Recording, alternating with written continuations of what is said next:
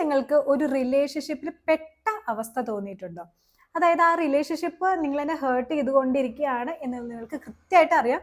പക്ഷെ അതിൽ നിന്ന് നിങ്ങൾക്ക് പുറത്ത് കടക്കാൻ പറ്റുന്നില്ല എന്ന് തോന്നുവാണെങ്കിൽ നിങ്ങളുടേത് ട്രോമ ബോണ്ടാണ്. അപ്പോൾ ഇന്നത്തെ വീഡിയോയിൽ നിങ്ങളുടെ റിലേഷൻഷിപ്പ് ഒരു ട്രോമ ബോണ്ട് ആണോ എന്നുള്ള കാര്യം നിങ്ങൾക്ക് കൃത്യമായിട്ട് ഞാൻ മനസ്സിലാക്കി തരാൻ പോവാണ്. അപ്പോൾ ഞാൻ ഡോക്ടർ എല്ല മേരി ജോബ്സൺ, ആയുർജൻ ക്ലിനിക്, പത്തനംതിട്ട. ഈ ട്രോമ ബോണ്ട് എന്ന് പറയുന്നത് ഒരു സൈക്കോളജിക്കൽ ആയിട്ടുള്ള ഒരു ട്രാപ്പാണ്. ഇന്നത്തെ പല റിലേഷൻഷിപ്പ് എടുത്ത് നോക്കിയാലും നമുക്ക് ഒരുപാട് ട്രോമ ബോണ്ട് അല്ലെങ്കിൽ ഒരു ടോക്സിക് ആയിട്ടുള്ള ഒരു പാർട്ട്ണറിനെ നമുക്ക് കാണാനായിട്ട് സാധിക്കും.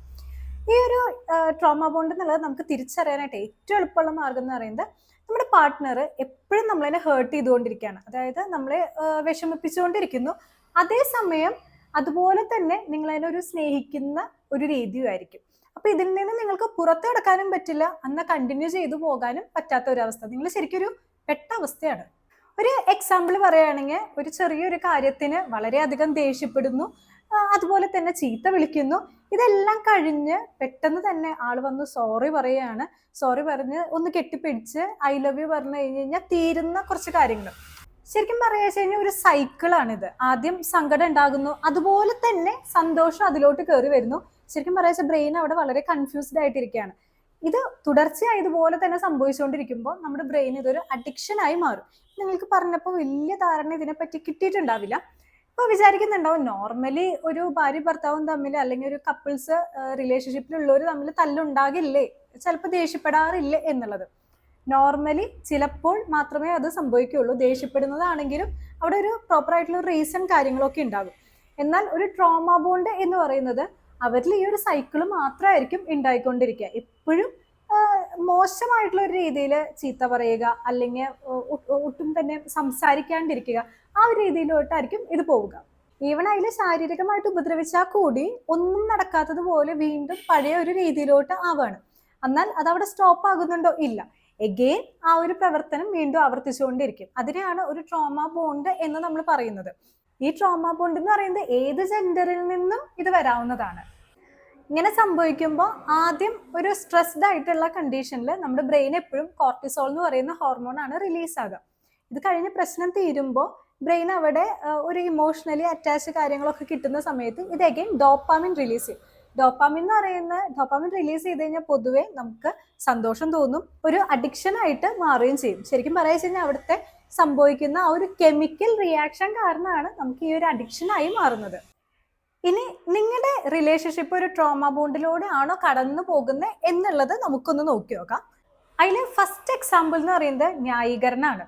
ഇപ്പൊ നിങ്ങളുടെ ഒരു പാർട്ട്ണർ വളരെ ടോക്സിക് ആയിട്ട് അല്ലെങ്കിൽ ഒരു ട്രോമ ബോണ്ടിലൂടെയാണ് നിങ്ങൾ കടന്നു പോകുന്നതെങ്കിൽ ചിലപ്പോൾ ചെറുപ്പത്തിലൊരു ട്രോമ സിറ്റുവേഷൻ അവർ ഉണ്ടായിട്ടുണ്ടാകാം. അപ്പോൾ ഇപ്പോഴത്തെ ഒരു ബിഹേവിയർ കാര്യങ്ങളൊക്കെ അവരുടെ ചൈൽഡ്ഹുഡ് ട്രോമ കാരണമാണ് ഇങ്ങനെ സംഭവിക്കുന്നത് എന്ന് പറഞ്ഞ് നമ്മൾ ന്യായീകരിക്കുക.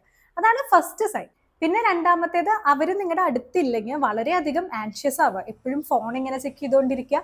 നിങ്ങളുടെ ബിഹേവിയർ അവരെ തന്നെ ദേഷ്യപ്പെടുത്തുന്നതാണോ എന്നുള്ളത് എപ്പോഴും ഇങ്ങനെ നമ്മൾ ആലോചിച്ച് വെറി ചെയ്തുകൊണ്ടിരിക്കുക. പിന്നെയുള്ളൊരു ലക്ഷണമാണ് അവർ ചെയ്യുന്ന കാര്യങ്ങൾക്കടക്കം നിങ്ങൾ അതിൻ്റെ ബ്ലെയിം ഏറ്റെടുക്കാം.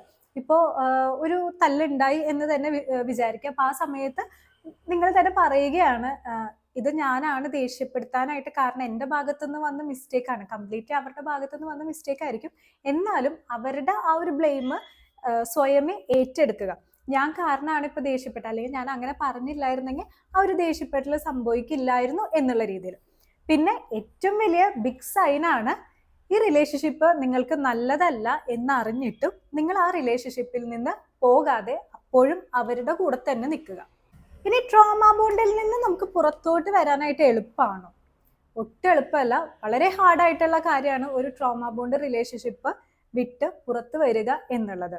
എന്നാലും പോസിബിൾ ആയിട്ടുള്ള കാര്യം തന്നെയാണ്. അതിൽ ഫസ്റ്റ് നിങ്ങൾ റിയലൈസ് ചെയ്യേണ്ടത് ഇതൊരു ട്രോമ ബോണ്ട് ആണ്. ഇത് ഒരിക്കലും ഒരു ലവ് അല്ലെങ്കിൽ ഒരു സ്നേഹമോ കാര്യമൊന്നും അല്ല. ഇതൊരു മാനിപ്പുലേഷൻ ആണ് നടന്നുകൊണ്ടിരിക്കുന്നത്. പിന്നെ അവരേനായിട്ടുള്ള ഒരു കോണ്ടാക്ട് മാക്സിമം കുറയ്ക്കുക. നിങ്ങൾ എത്രത്തോളം ഡിസ്റ്റൻസ് ഇടുന്നോ അത്രത്തോളം നിങ്ങളുടെ ബ്രെയിന് പഴയ രീതിയിലോട്ട് ആയിക്കൊണ്ടേയിരിക്കും. പിന്നെ നിങ്ങൾ ചെയ്യേണ്ട കാര്യമാണ് നിങ്ങൾക്കൊരു സപ്പോർട്ട്. അത് തെറാപ്പി സെക്ഷനുകളായിരിക്കാം, അതുപോലെ തന്നെ നിങ്ങളുടെ ഫ്രണ്ട്സ്, ഫാമിലി കാര്യങ്ങളിലുള്ള സപ്പോർട്ടുകളായിരിക്കും. പിന്നെ നിങ്ങൾ ചെയ്യേണ്ട ഒരു കാര്യമാണ് നിങ്ങൾ നിങ്ങളുടെ കാര്യത്തിന് തന്നെ പ്രയോറിറ്റി കൊടുക്കുക. എപ്പോഴും സ്നേഹം എന്നുള്ളത് പറയുന്നത് ഒരാളിനെ ഹേർട്ട് ചെയ്തുകൊണ്ടോ അല്ലെങ്കിൽ എപ്പോഴും വിഷമം മാത്രം ലഭിക്കേണ്ട ഒന്നല്ല. അതിന് നമുക്ക് സ്നേഹം എന്ന് പറയാനായിട്ടും സാധിക്കില്ല.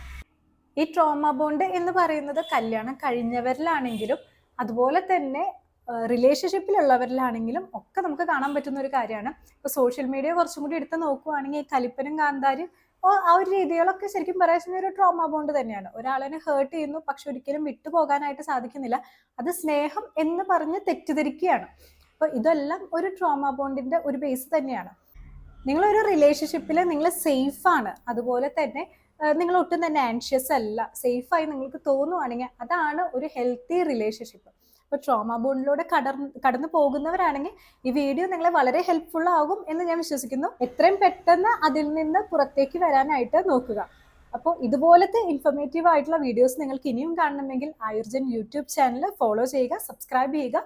അതുപോലെ തന്നെ ഇൻസ്റ്റാഗ്രാമിൽ ആയുർജൻ എന്ന് പറഞ്ഞിട്ടുള്ള അക്കൗണ്ട് ഫോളോ ചെയ്യുക. അപ്പോൾ ഇന്നത്തെ ഈ വീഡിയോ എല്ലാവർക്കും ഉപകാരപ്പെട്ടു എന്ന് ഞാൻ വിശ്വസിക്കുന്നു. ദിസ് ഇസ് ഡോക്ടർ ഇല്ല മേരി ജോബ്സൺ സൈനിങ് ഓഫ്.